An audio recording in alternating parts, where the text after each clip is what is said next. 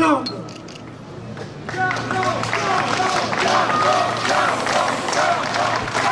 Mesdames et messieurs, mes chers amis, je suis heureux d'être parmi vous aujourd'hui. Nous rendons hommage à Jeanne, la sainte de la patrie, mais nous sommes aussi ici pour honorer Dieu et la patrie française.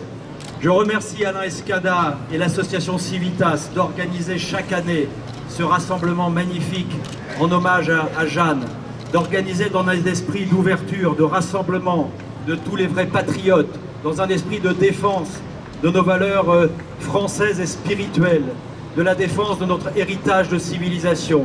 Grâce à Civitas, nous avons la possibilité tous ensemble, chaque année, de rendre hommage une fois de plus à cette jeune fille de Lorraine, cette jeune fille dont la vie a été pour nous tous exemplaire. Et s'il ne fallait retenir qu'une des phrases de Jeanne d'Arc, je retiens la phrase suivante.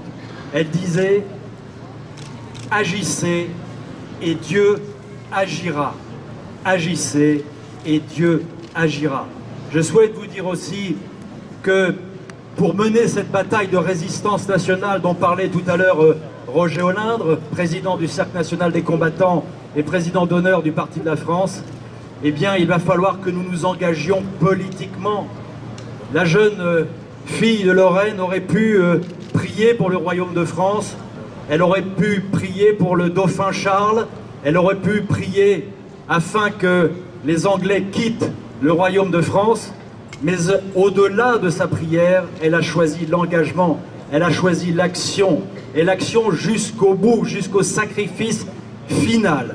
Mesdames et messieurs, il n'est pas possible de mener cette bataille de résistance, cette bataille de reconquête, sans nous engager sur le terrain politique. Je sais que beaucoup parmi nous, parmi vous, considèrent que la politique est quelque chose parfois à suivre avec beaucoup de recul.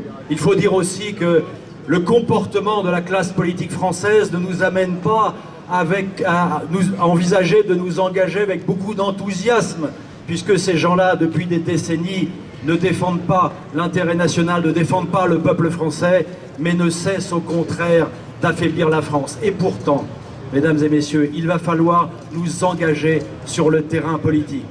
Si Jeanne menait la bataille contre la présence étrangère dans notre pays, aujourd'hui, nous allons mener une bataille de résistance face à une autre présence étrangère, face à un péril qui est celui de la colonisation migratoire, mais qui est aussi celui de la colonisation islamique.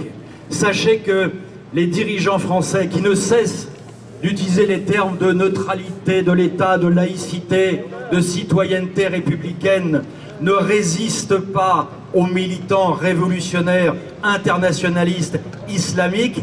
Ils font le lit de ces gens-là, car c'est justement au nom de la neutralité laïciste de l'État et de la République que les islamistes peuvent multiplier l'établissement de mosquées sur le territoire national, peuvent multiplier les associations, peuvent organiser de manière systématique et générale l'islamisation progressive de notre pays. Alors sachons-le, ces gens-là ne veulent pas se fondre dans le moule républicain, encore moins dans le moule national. Certes, ils veulent bien la carte nationale d'identité, mais ils ne veulent pas de l'identité nationale.